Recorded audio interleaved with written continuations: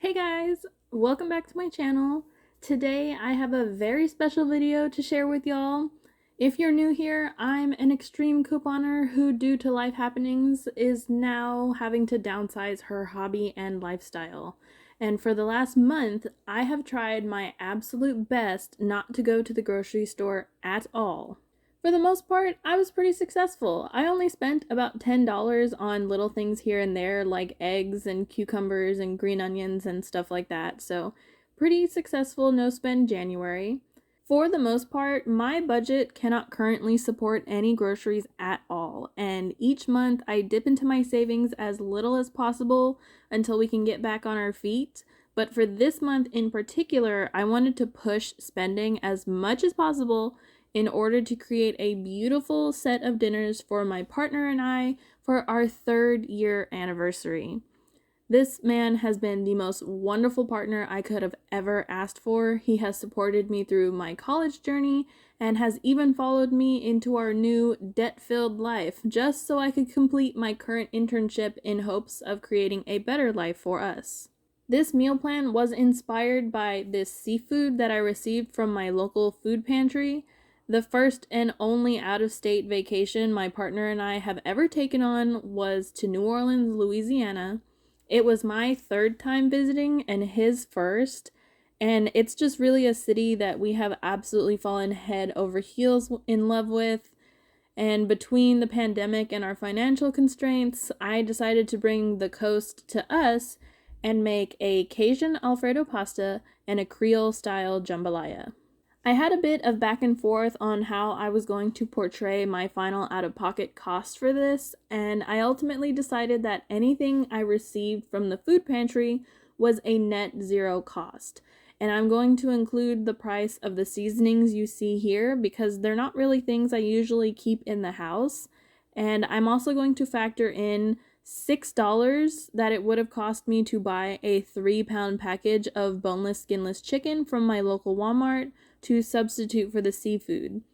Even though I wouldn't have used all of a $6 3-pound packet for these two recipes, it's still the amount I would have had to pay to acquire said bag, so I'm not going to be splitting up the cost of it. We'll just slap on a $6 as a representation fee.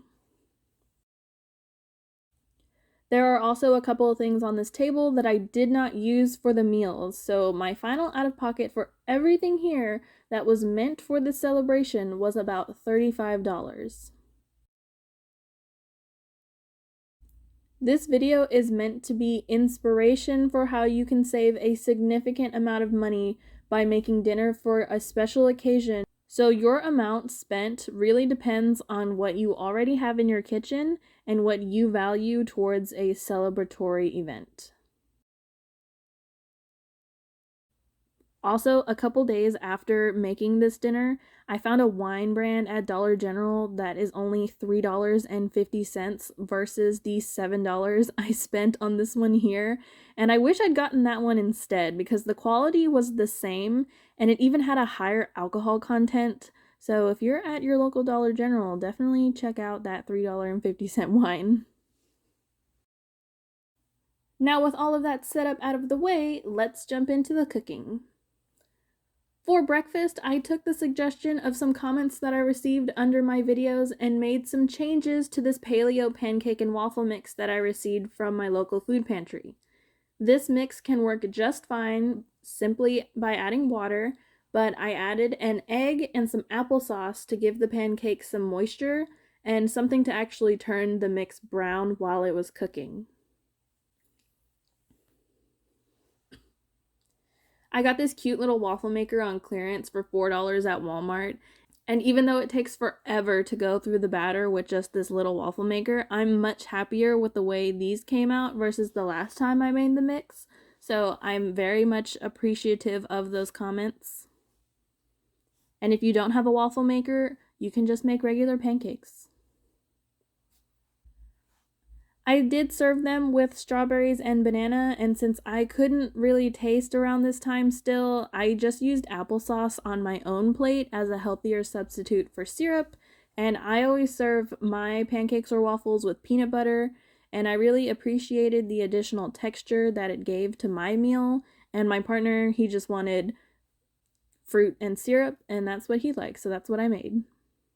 And then just to add a little bit more bulk to the meal, I served it with a couple fried eggs on the side. You can make your eggs however you want, but we just wanted fried eggs for this morning. For dinner on the first night, we opened up the lobster claws and used a chopstick to fish out the meat when it got stuck. I didn't own any type of nutcracker, so I wasn't sure how we were going to get it open. But it turns out Walmart puts cuts in their lobsters, so you don't have to worry about it.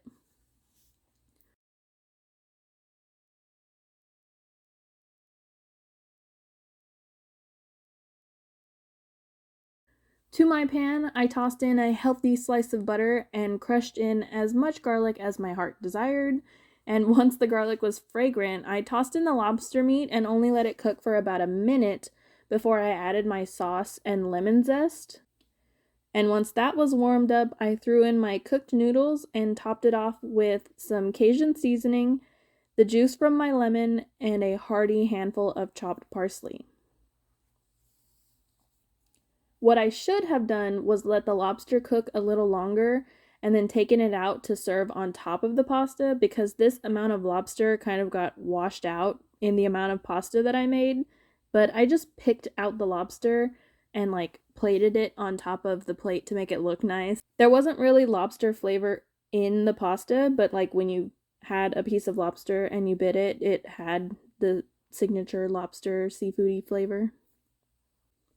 I served it with a simple salad and mixed up some margaritas to sip on.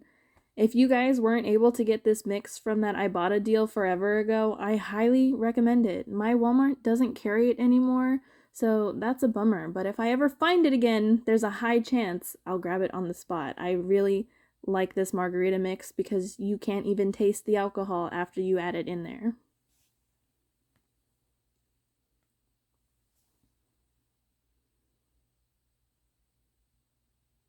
Dinner number 2 was the shining achievement for our anniversary. I know for some people this might be a common dish to come across your table, but it had really never occurred to me how simple it could be to make one of our favorite Creole dishes at home.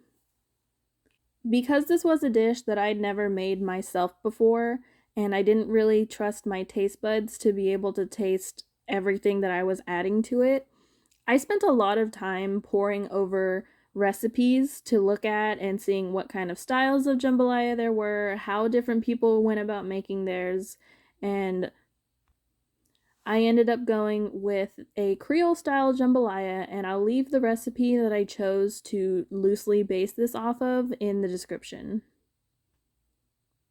Jambalaya is a one pot meal that comes together fairly quickly, so I started by getting all of my ingredients prepped ahead of time. This isn't the andouille sausage that I had originally planned to pick up, but Kroger was out of stock, so I hope that the Zatarain's brand is an acceptable swap. A much easier way to do this would have been to use canned diced tomatoes. Canned vegetables typically have the same or even better nutritional value as fresh, depending on where you're getting your produce from. And buying fresh didn't even save me any money. It came out to about the same, but I just didn't want to open another can. I have been living off canned food all month, and while the meals I've made have been delicious, I just wanted to shake things up a little bit. To my pan, I added a splash of oil and tossed my sausage in to brown. The sausage is going to let off some of its own oil, but I wanted to make sure there was enough oil for the vegetables to cook in and to allow the sausage to infuse its flavors into the extra oil that I added. Once the sausage was done, I took it out and set it aside, and next we're going to add our holy trinity to the pan and let those vegetables sweat. Once our vegetables have cooked down, I gave my fresh tomatoes a head start, but after about a minute, I went ahead and tossed everything else except the sausage and the shrimp. For my seasonings, I have some Creole seasoning, some cayenne pepper, a little bit of basil, a little bit of thyme, and 2 small bay leaves. And then after mixing in the rice and the chicken broth, I just brought everything up to a boil, put the lid on it, and dropped it to a simmer to cook for anywhere between 25 to 30 minutes.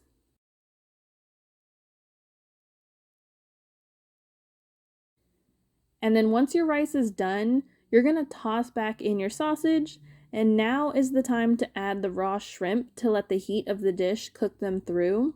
I was on the phone with my grandpa, so I didn't get a video of me adding the shrimp, but here's a couple photos that I took in between. And my rice ended up needing a little more liquid, and I was too impatient to let the excess soak after it was done cooking. So my plate looks a little more wet than what was left over in the pot, but this was absolutely delicious. It came out a bit too spicy for my partner, but the flavor was so good, he didn't care. And there were so many leftovers of this that by the time my taste came back, I wished I had waited to make this.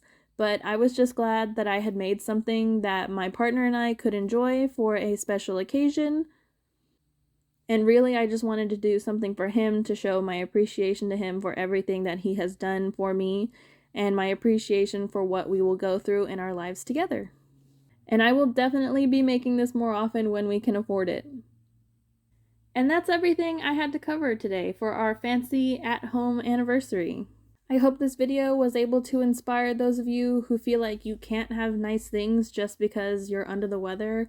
And let me know some of your favorite fancy budget meals down in the comments. And I'll see you guys in the next one. Goodbye!